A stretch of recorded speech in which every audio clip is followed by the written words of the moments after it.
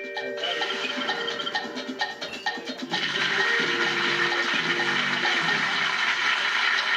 back. Yes, sailing or drinking, you can use a schooner.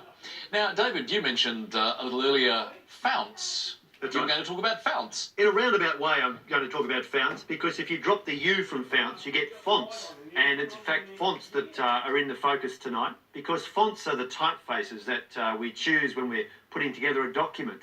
And now with computers, for most of us, it's a matter of just clicking a button and you can have one of 100 different typefaces. But in the olden days, when we relied on printing presses, it was a much more different proposition because a metal plate needed to be melted and cast depending upon which letter pattern you chose. And that is why we say font, because it comes from the French fondre, which is to melt. It's also the source of the word fondue, which requires melted food. Delicious stuff. But is that the same font as you see in the church? It's not, in fact. That comes from the fount or fountain. That's a different stem. But looking at the different typefaces, for example, the typeface for letters and numbers, which is Helvetica. Now, that is a sans serif, which is without any little sort of shelves or handles on the letters, if you like. It's just a clean, lean letter. It's a kind of nice, plain look. It is a plain look. People do get a real case of font commitment, though, don't they? You know, they want just their font and their font only. In fact, I feel a little bit grubby working on a show that uses Helvetica because I'm a Times Roman kind of guy. Now, to arrange all those letters on a page is called kerning. K-E-R-N-I-N-G. That is to put them up flush so that there's no sort of ugly gaps or sort of drafts, as designers call it. And kerning, with a K, is actually related to the Latin word cardo, which means hinge. And I always think it's a beautiful image. If you look at a letter or a sort of sampling of letters, that you treat these as sort of physical shapes, almost as if they were in a landscape, with shelves, with tails, with tops, and hinging is actually that business of joisting the letters more snugly together. It's not just saying the words, it's how they look. It's so That's important exactly as well. right. Thank you, David. Let's have a look at our scores. Alana's on 13, Nick is on 23. We're heading for some more letters, and your choice, Nick. Lily, can I start with a vowel, please? You can, thanks, Nick. E. Another vowel, please. I. A consonant, thanks. L. Another consonant, please. B. And a third one, thanks. P. We'll switch to a vowel, thank you, Lily. A. And another vowel, please. Another E. And a consonant, thank you. G. And a consonant, thank you, Lily. And lucky last, C. And let's have 30 seconds.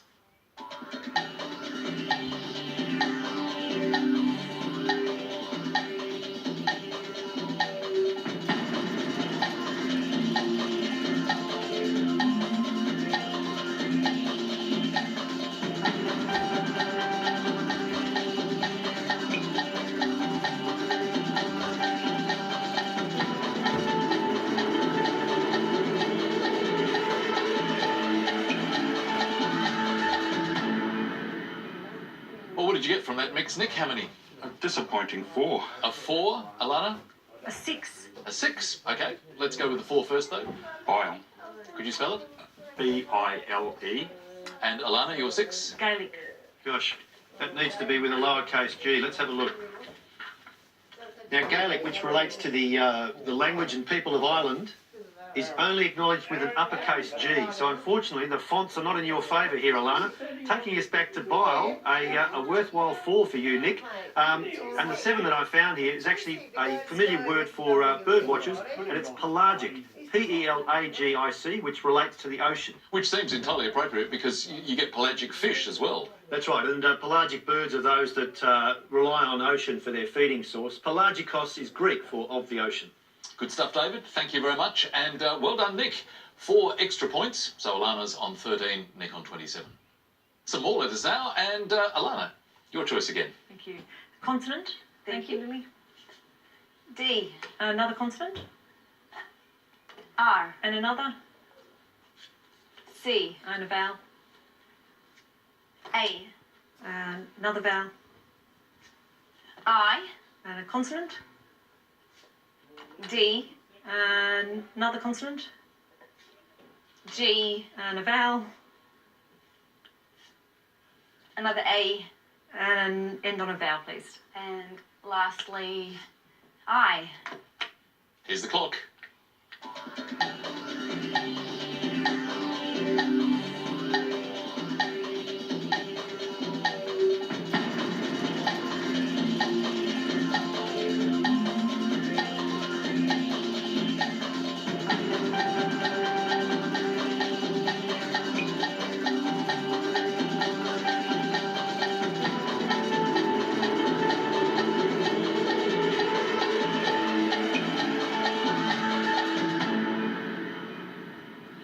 So, Alana, how many for you out of that mix? Just a 5. And for Nick? 4, Richard. Let's start there. Raid. And Alana, your 5? Acrid. Could you spell that, please? ACRID. Don't be so hangdog, Alana. It's a lovely 5. Acrid, of course, meaning sharp smelling. Perfectly fine. Listed and legit. I started to panic with this mix, thinking that only 4s were the best to be found, and I found a 5 with radii, R-A-D-I-I, which are those spokes that come out from the centre of a circle. But a tough mix by the sound of it. Very much. But well done. Alana, 5 points. Well, time to give both our competitors the chance to be mathletes. Once again, with the numbers. Nick, what would you like this time? Lily, can I have 2 large and 4 small, please? Thanks, Nick. 2 large, 4 small. The family mix. And our numbers.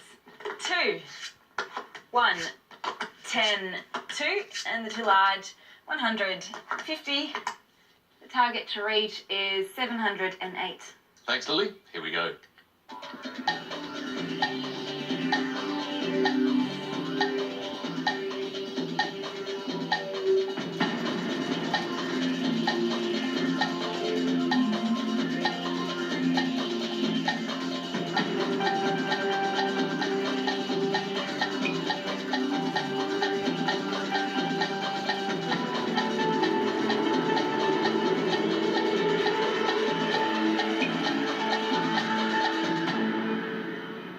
And how close did you get, Nick? I'm outside the scoring range. Bad luck. Alana? 703.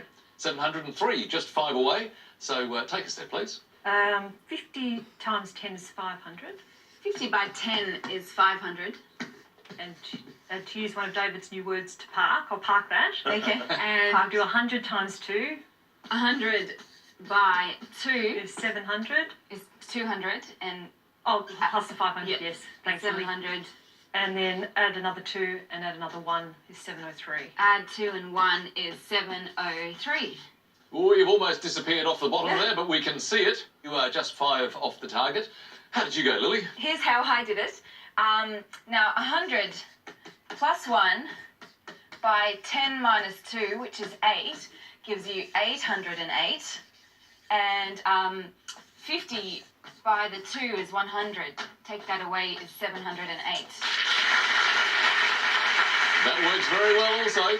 Right on the target. Well done, Lily. But good work from Alana. 7 points. So, very much narrowing the gap. She's now on 25. Nick, only 2 points ahead on 27 as we head into our next break and another word mix. And this time it's proud cab. And the clue, a place for dull containers. See you shortly.